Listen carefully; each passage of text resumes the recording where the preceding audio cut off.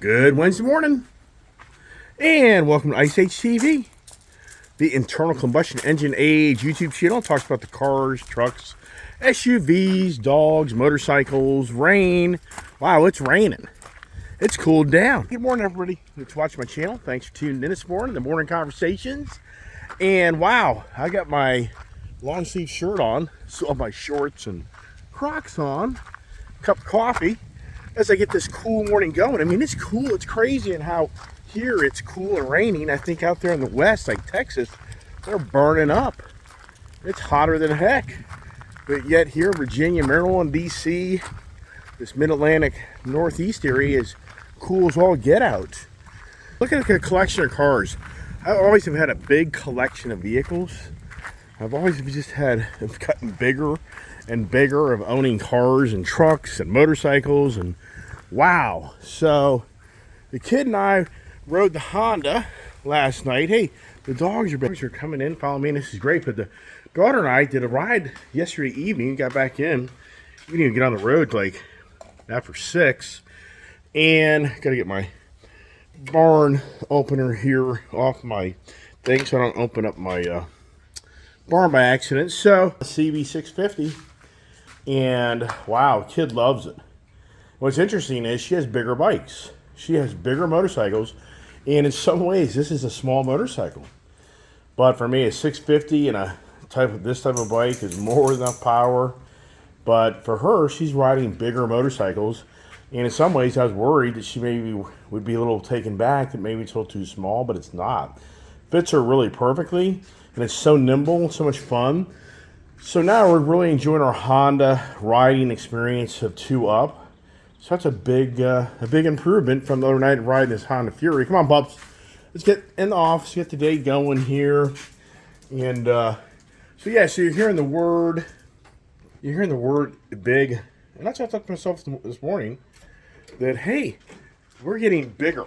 Everything's getting bigger. And what kind of really intrigued that conversation actually was Ford announcing the F-250 Super Duty Series, F-350.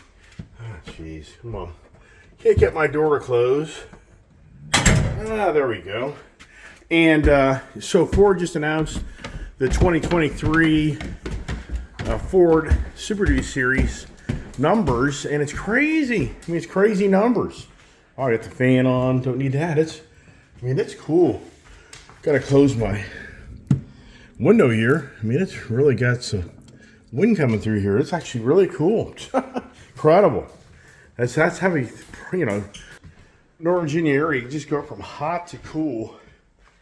And unlike Florida, where it seems to get hot and it just stays hot. I mean, it doesn't stop. It's just humid hot. So anyways, get my phone in the cradle here and get the morning going. Yeah. So, and yesterday we got some new gear from JT Motorsports. Great gear. Great guy, Mike over there, Mike Kraft, who's in the apparel section of JT Motorsports. He does such a great job on selling apparel. He just knows his stuff, and he really enjoys it. He just has that passion to help others. So anybody gets in the regional area, JT Motorsports, that Climb, whatever you call it, they're a big supplier of that product. They just have a really good selection of apparel stuff, and he'll get you whatever you want, and he'll set you up, and he'll take care of you. I mean, he will, help you when you're on that price shock. He takes care of you. So, a great guy. So, anybody out there looking for motorcycle apparel, it's in the Maryland, Virginia, D.C., West Virginia, Pennsylvania, Delaware. If you're within a good hour, 2 hours driving time, maybe worth driving to go see this place and talk to this man, Mike Kraft, former professional road racer for Honda. Or I should say he rode Hondas. And just so the whole point is we got brand new gear, and I got the jackets are more comfortable. They're bigger, but they're not bigger. They're just more accommodating, and they're just really comfortable jackets. And also we have those new air vests. So if you come off your bike, they implode and make it so they help you on that impact if you hit the ground. And so I really was concerned about buying that vest because this is a vest. And if you want to put on a jacket, I was concerned that it wouldn't fit correctly. So I took the time to take the daughter up there yesterday with me, and both of us evaluate, and we wore the stuff around, which is really great stuff. I mean, that's the thing, ride a motorcycle. I mean, every now and then we kind of don't go as geared up as we usually do, but for the most part, we do gear up. And if anybody's riding motorcycles and knows, you come off a bike and you're not in protective gear, it's not going to be a pretty picture. So, which is just really cool that we have some really comfortable riding gear now that I feel will help us ride safer. That's the whole goal, is to ride safer on our big badass motorcycles, right? So yeah, so the big, it really came from Ford announcing now the new high output. This is a high output diesel, is 500 horsepower and 1,200 foot-pounds of torque. Now the non high output is like 475 and like 1,050, I think, or 11. I think it's like 1,100 or something like that. So for the high output option on the Ford diesel Power Stroke, it'd be unbelievable. 1,200 foot-pounds of torque, 500 horsepower. It has a 40,000-pound tow capability properly set up. It has an 8,000-pound payload capacity. Oh my gosh. So what I thought to myself this morning is, wow, if you really look at over the last 20 years of cars, and you go 30 years, if you look, the cars have become bigger and bigger and bigger and badder in so many ways. I mean, cars have gotten bigger just in the proportion and size and roomier, and they've gotten more powers. They've gotten bigger motors and bigger horsepower ratings, and the interiors are per se bigger. So it's just incredible on how we are, I think, more than ever in modern times, and in my lifetime, everything has gotten so much bigger. I mean, you just look at the cars and the trucks and SUVs. It's incredible. When I grew up in the 70s, the four-door truck didn't even exist for the most part. It was more for the crew, the power line companies or the local government or state government, work trucks. I mean, it just wasn't a very common consumer purchase product. But now today, I mean, there's the most complaint to some people. Some people just want the two-door cab, and it just isn't as prevalent anymore. Or they just want the extended cab. And in some aspects, you can't even get them in some of the manufacturers. So the four-door on the truck, just the trucks alone for the four doors, and then you go to the SUVs. You can get the XL Expedition. You can get the Tahoe versus Suburban. I mean, the Tahoe Suburban has been around, but just how big these vehicles have become. It's just incredible. You look at the foreign cars, on the size of those cars back from the 80s and 90s to today. And sure, there's small vehicles out there still, but I'm just saying in general, the whole market of transportation, whether it be cars, trucks, SUVs, even, I guess you could even go into the camping RV sector, but you can go to the motorcycles, on how the motorcycles have gotten bigger engines. And I mean, I guess in some ways a bigger footprint has it. I mean, I know the Indian motorcycle has a bigger footprint than the Harley Davidson does. I've talked about that numerous times. That the Indian motorcycle has a longer wheelbase. And the Indian motorcycle has a bigger handlebars, wider handlebars. It has a bigger seating area for your controls. And that's one thing that my daughter just couldn't connect with that Honda Fury was it's too big. The controls and everything is just too big. That Honda Fury is designed for somebody that really is about a 6 foot. It's designed for a person that isn't a short person. It's designed for a bigger person to really ride that motorcycle. And she's just so happy that what I did last night is I ride the same roads. And the reason I do that is you know the roads. So you kind of know what you're coming up to around corners and the environment. So, and with my daughter especially, from day one, when she started riding motorcycles, I always took her to the same place because I just felt that's a confidence builder, and you know what lies ahead. And so on Sunday when I did the Father Day daughter daddy ride on the Honda Fury and Honda Goldwing, I ride a certain areas. What I try to do up here is I know the roads to go to. We only maybe hit a few stop signs and a few lights, and that's it. And it's all, if you really watch my videos of me riding, you'll see just the open road, even up here in this Maryland area. It's pretty cool. Just over this Maryland area, just literally 20 minutes, 30 minutes max from where I live here. You can get into back road country and just ride open roads. And there's nobody per se in front of you, nobody behind you for the most part. And it's no lights and it's no stop signs for the most part. So you get a lot of open riding, and that's a lot of fun. When you're going from light to light, like in Florida, it's the worst. You go light to light to light to light to light, intersection. You really have to get out of the suburban area into that upper northern part of Florida where I ride up Route, I guess it's Route 19 or whatever. And that's just where it starts to open up. But it's just straight, long, no twisties, no mountains. It can be pretty mundane. So for my daughter, what's pretty cool is on Sunday she rode the Honda Fury. And so then yesterday, my daughter really was, yesterday when she's working with me, was like, can we ride when we get home? I'm like, I don't know. By the time we get in, I just don't know if it's starting to get too late. It's going to rain. So then I looked at the forecast and I saw that today's rain, tomorrow's rain. It's really supposed to rain a lot over the next 2-3 days here. So I thought, you know what? No rain, and I think we'll take the bikes out. So yesterday evening we geared up and we got out of here about 6:10, and we went riding. We got back in, like I guess like 7:45 or so. So we had a really good ride. But here's the point: we rode the exact same pattern as she did on Sunday last night. So she was able to see a dramatic difference of the handling of the Honda Fury to the CB, the city bike. They claim the CB 650 means city bike, which I never knew that. CB means, it makes sense. City bike 650R are a little bit more performance oriented. So she had the opportunity to really ride that motorcycle, and she just absolutely loved it. She really was just tickled pink that I bought that motorcycle. And it's a lot of fun. Then we're having to break it in, so she can't really get into it too much because we want to break it in properly. And it's so funny.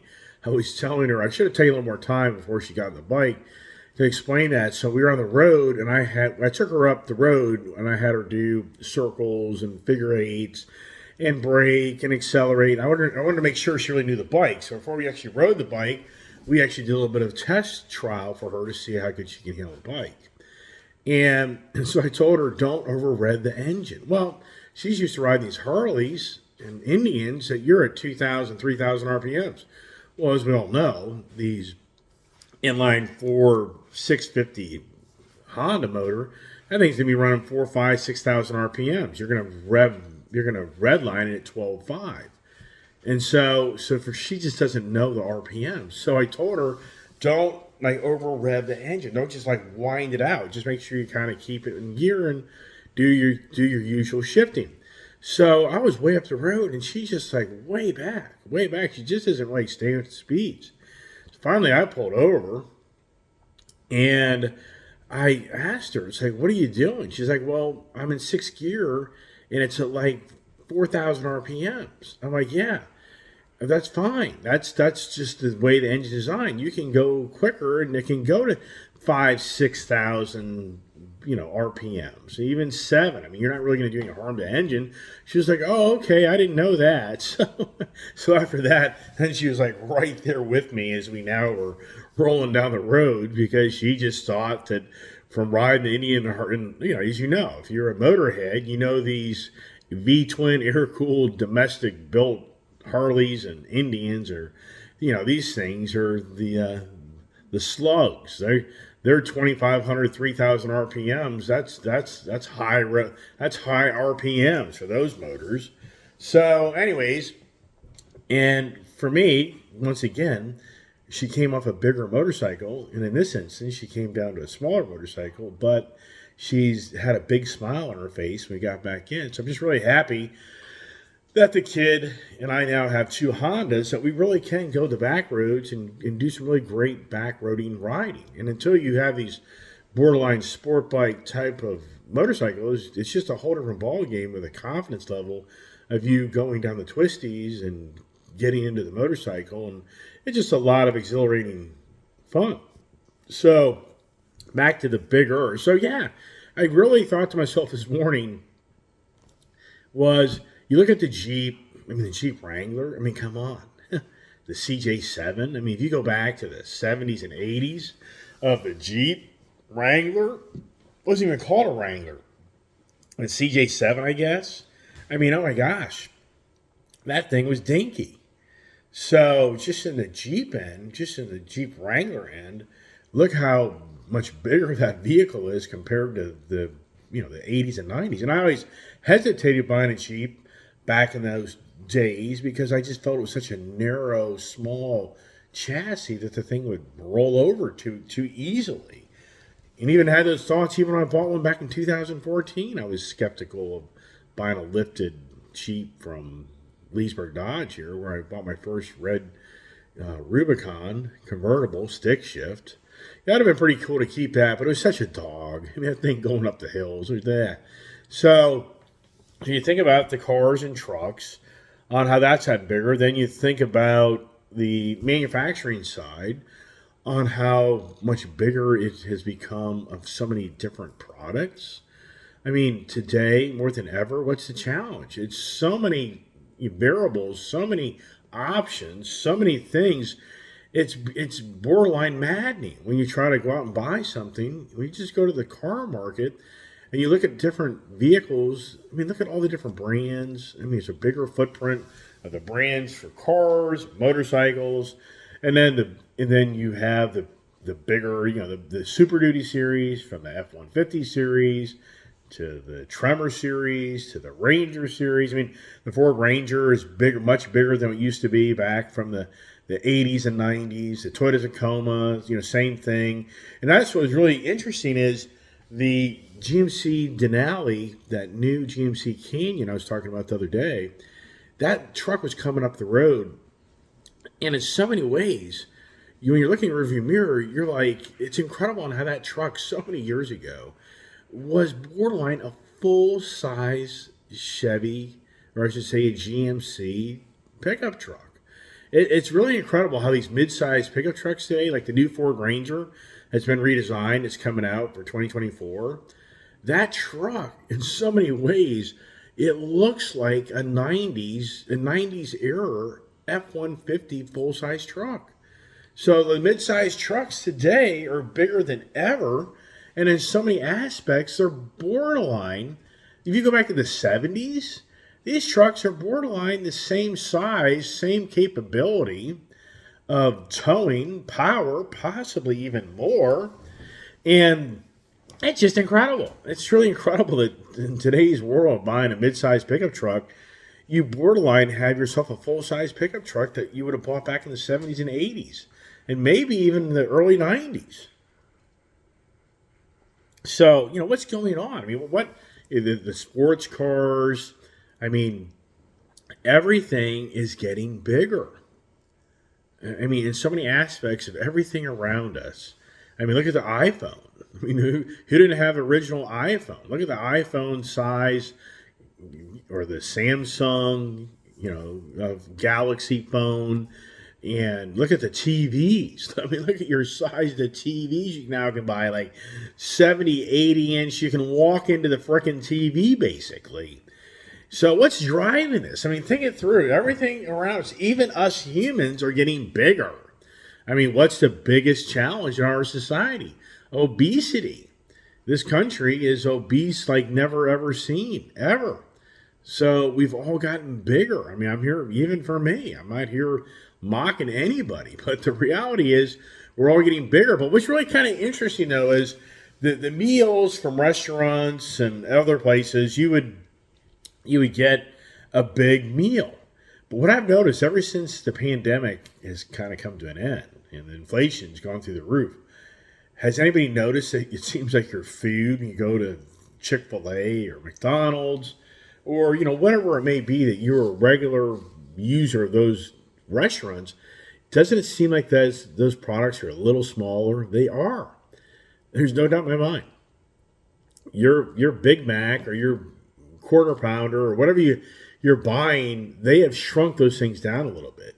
They've even made the box a little smaller so you can't figure it out. Yeah. Why? Because inflation. Because they made their sandwiches too big. In all reality, they should make them smaller, right? So what's so once again, what's driving? Look at the houses. Look how big the houses are now. I mean, I don't get it. I just don't get it. I mean, I get it if you have 4 or 5, 6 kids. So I understand that if you have 4 kids, if you're 6 people in a house, I can definitely understand a pretty good sized house to a degree. But if you have like 1 or 2 kids, I just can't see it. What do you do with these houses? These houses, more than ever, are just massive. And you talk about the global warming, the green agenda, the climate change. Now, so when does the shaming come for the people living in big homes? I mean, sincerely, when do the green agenda people start protesting in front of these people's McMansion houses that what a waste of materials, a waste of energy to supply energy to the home, to keep it hot and cold. And sure, you can do the solar panel things and alternative energies. Sure, I get all that. But you stop and think about it, the amount of material that's being used today more than ever to build these McMansion homes left and right. I mean, who doesn't drive around anymore and see these just massive built homes? Or they're just massive. I mean, brand new homes, and sure, there's definitely developments that are all on that lower income, smaller footprint. I mean, I think for like the townhouses and the condominiums and houses in some areas, they're smaller. I mean, I think townhouses are smaller in some aspects. They look at, I haven't really done my research, but here's the thing. These big homes are being built just everywhere.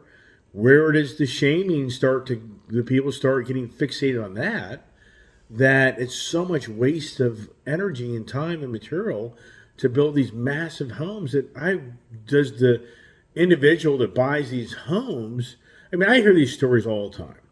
I mean, I really do. I just see it all the time. You see these McMansion homes, and there's only a select 1 or 2 people even living in the homes. And sure, there may be a family that wants to have people come in and visit and accommodate them. And yeah, I get all that. But for the most part, these McMansion homes are just empty.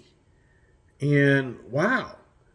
So yeah, houses have gotten bigger.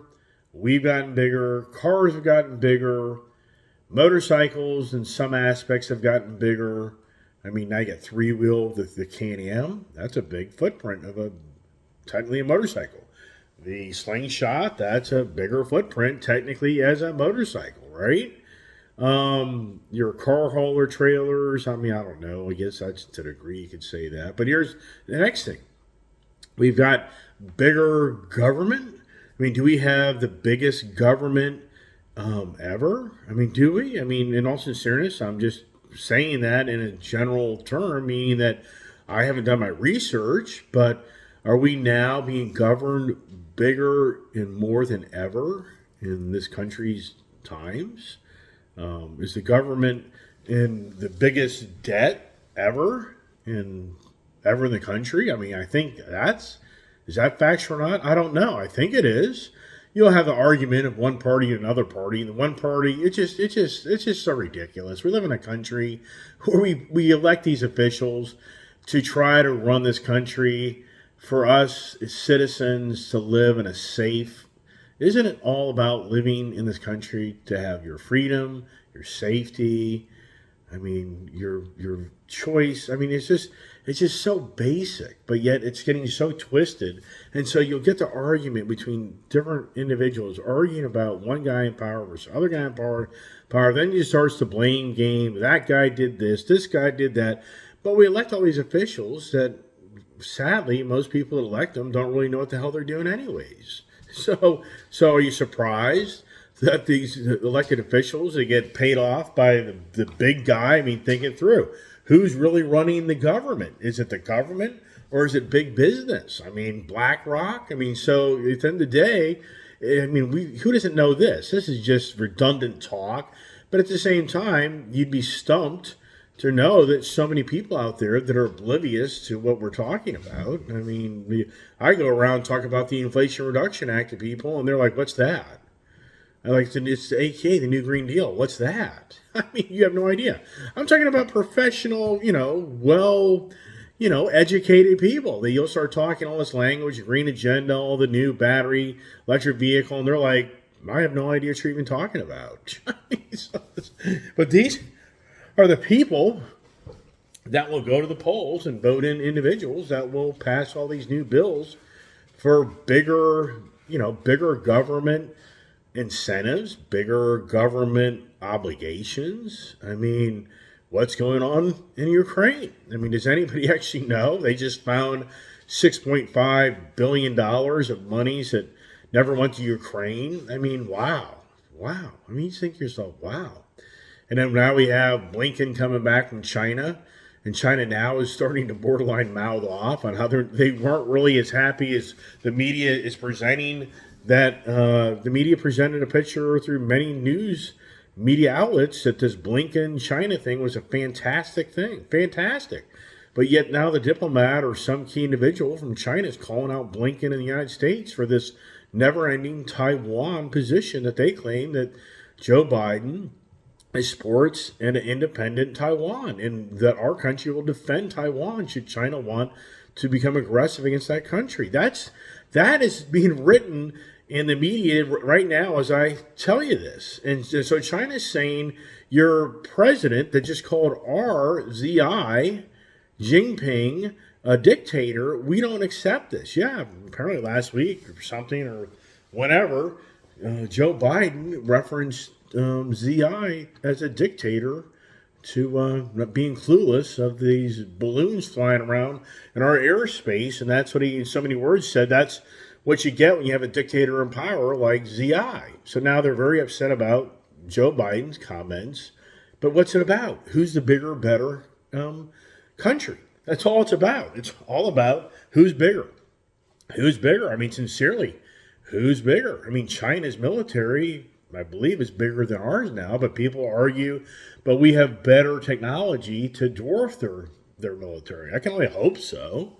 China is getting a bigger footprint in the whole world of their presence in so many different countries. And yeah, we are as well. So, I mean, this isn't as if the United States isn't buddied up with other countries. So I'm sure on the other end of the equation, somebody could argue that we've, taken and pushed our bigger footprint too far in some aspects. So yeah, but at the same time, China is definitely becoming bigger. And are they becoming better? I mean, that there's a debate.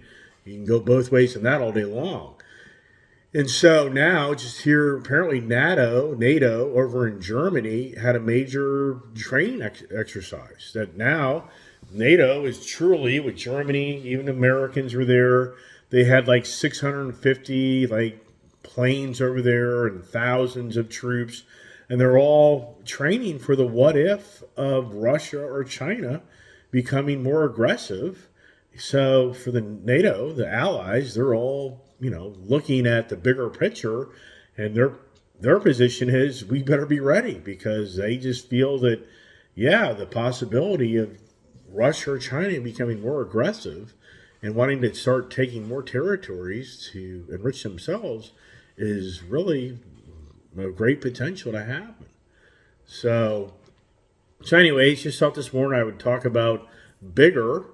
And I mean, it goes on and on and on. I mean, are we among the biggest social media machine ever? Or, are we right now on the biggest media machine ever? I mean, it's just incredible on how everything is getting bigger. So when do things start getting smaller?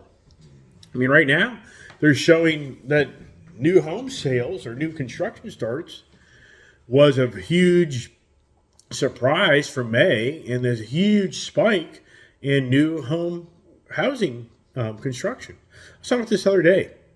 You can get a handle on what is going on. I mean, can anybody get a handle? I mean, this news media machine one day is predicting the gloom and doom of the world, and then the next day it's talking about how great the freaking country is and how great the economy's doing. I mean, it's just so many mixed signals, right? So anyways, that's it. Just once again, another morning conversation, just throwing ideas out there. And like I say, I think the big is real. It's real. We've gotten so much bigger, and the battery manufacturing is going to get bigger. The electric vehicle presence is going to get bigger. The electric charging stations are going to get bigger. Apparently, China installed close to 700,000 charging stations last year. Did you just hear that number? There's a claim. Is this factual? I have no idea. But you just read this stuff. China just installed 700,000 charging stations last year. So China right now has the biggest battery, or I should say biggest charging infrastructure anywhere in the whole world, as they just go all into I think it's interesting, kind of wasn't to wrap it up, but I think it's interesting how big China is getting into the automotive end, which is really the true beginnings of this industrial revolution, the true beginnings of this country's really transportation and automotive sector that has driven so much of the wealth and independence of this country. In China, in so many aspects, is duplicating that on the electric vehicle side. And they're bringing this faster than anybody else can bring it now. And they're dominating everything. And it's just like, is this just like the underlying message of what's China's accomplishments are going to continue? That just the car is a symbol of where they're going, of the dominance of this world? I think it is. I really think that this is just the true beginnings, and we're really going to start stepping back and going, wow, China has their act together. China is making progress never seen before in our lifetime. And they're just maneuvering themselves where they're going to be the superpower and they're going to be the dominant country in the world. And in so many ways, the future of this country will, I'm sure, change in somewhat ways. And yeah, that gets deep and bigger conversations. So anyways, once again, thanks for watching my channel. Hope everybody has a great day. And God bless, stay safe, and stay tuned. What are you doing next? I don't know. What's the next big adventure, right?